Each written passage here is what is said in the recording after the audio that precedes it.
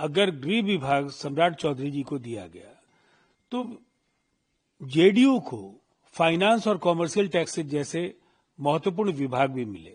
जिस तरीके से अब गृह विभाग सम्राट चौधरी जी के जिम्मे है, बिहार की जनता का पूरा भरोसा है और पहले से भी जो काम होते आया है, सम्राट चौधरी जी भी बिल्कुल जीरो टॉलरेंस की नीति के हिसाब से काम करेंगे लॉ एंड ऑर्डर को लेकर के। सम्राट चौधरी जी जो वित्त मंत्री भी थे, अब गृह मंत्री भी हैं और डिप्टी चीफ मिनिस्टर हैं। बिहार के मुख्यमंत्री नीतीश कुमार जी ने संतुलित गठन किया है बिहार के मंत्रिपरिषद का। ये पूरी तरह से क्षेत्र, भाषा, जिलों का प्रतिनिधित्व इस मंत्रिपरिषद में हुआ है। अगर गृह विभाग सम्राट चौधरी जी को दिया गया तो जेडीयू को फाइनेंस और कॉमर्शियल टैक्सेस जैसे महत्वपूर्ण विभाग भी मिले। और एक तरफ जब एग्री इंफ्रास्ट्रक्चर में 1 लाख करोड़ रुपए के निवेश की बात हो रही है, विराट औद्योगिकरण का रोडमैप बिहार के सामने है, इसके साथ ही 1 करोड़ रोजगार देने की योजना है। ऐसे में वित्त विभाग की जो भूमिका है बेहद अहम होगी। दूसरी तरफ कॉमर्शियल टैक्सेज राज्य के आंतरिक संसाधनों में एक बड़ा जरिया है जिसके जरिए राज्य के कोषागार में पैसे आते हैं। दूसरी तरफ मुख्यमंत्री तो अंततः नीतीश कुमार जी हैं। हर महत्वपूर्ण फैसला उनके द्वारा लिया जाएगा। संचिकाएं आखिरी निर्णय के लिए उनके पास आएंगी। और सम्राट चौधरी ने क्या कहा, वो नीतीश कुमार जी के गवर्नेंस के मॉडल को ही आगे लेकर जाएंगे। तो इसीलिए इस तरह के जो बयान लग रहे हैं और जो एक वातावरण बनाने की कोशिश होती है, वो पूरी तरह से निराधार है।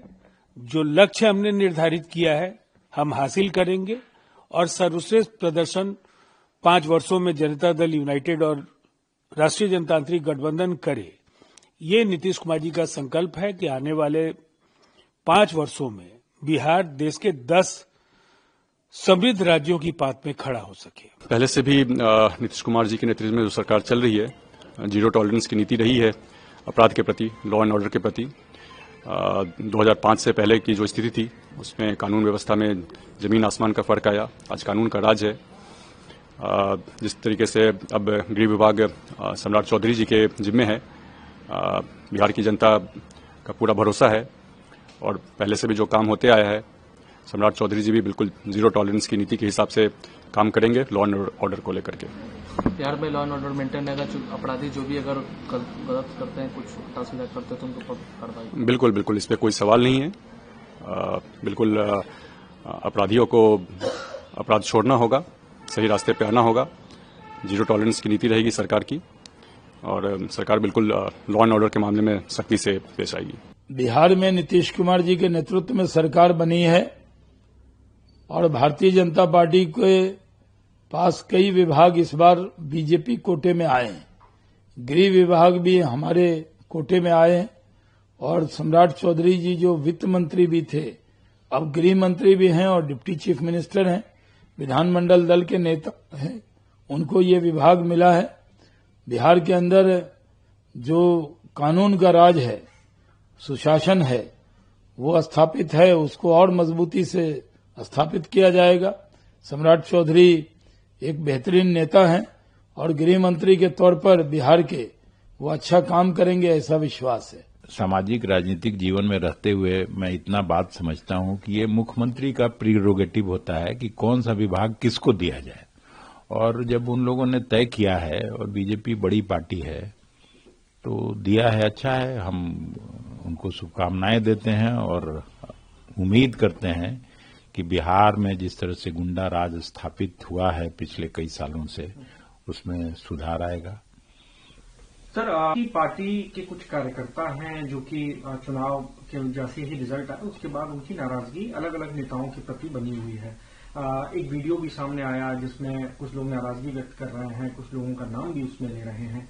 आपको लगता है कि जो लोग इसमें जिम्मेदार हैं या अगर कहीं जाने अनजाने में अगर गलती हुई है तो उनको नैतिकता के तौर पे उनके ऊपर कोई कार्रवाई होनी चाहिए ताकि कार्यकर्ता संतुष्ट रहें भविष्य के लिए? नैतिकता तो अपने लिए होती है, कल ही मैं देखा हूं ये भी कि महिला कांग्रेस की अध्यक्ष नैतिकता के आधार पर इस्तीफा कर दी। तो नैतिकता के लिए किसी का दबाव थोड़ी ही होता है, और पार्टी क्या दबाव बनाएगी। हार हुई है, हम लोग के लिए निराशा की बात है।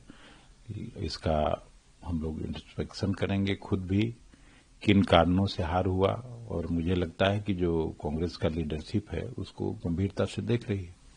क्या आते हैं कि कुछ कारणों से कुछ लोगों पर अगर कार्रवाई हो तो कार्यकर्ताओं के अंदर एक सही मैसेज जाएगा, चाहे फिर वो प्रभारी हो या अध्यक्ष हो या कोई अन्य सांसद हो? नहीं, देखिए, कुछ कार्यकर्ता जो टिकट की उम्मीद में दुखी हुए होंगे, कुछ कार्यकर्ता जो बरगलाए गए होंगे, सब लोगों को अभी आत्मसंयम बरतना चाहिए। खराब रिजल्ट से निराश नहीं होना चाहिए। आगे हम लोग कैसे एक अच्छा सा रोड मैप बना के लड़ें, उसकी तैयारी करनी चाहिए।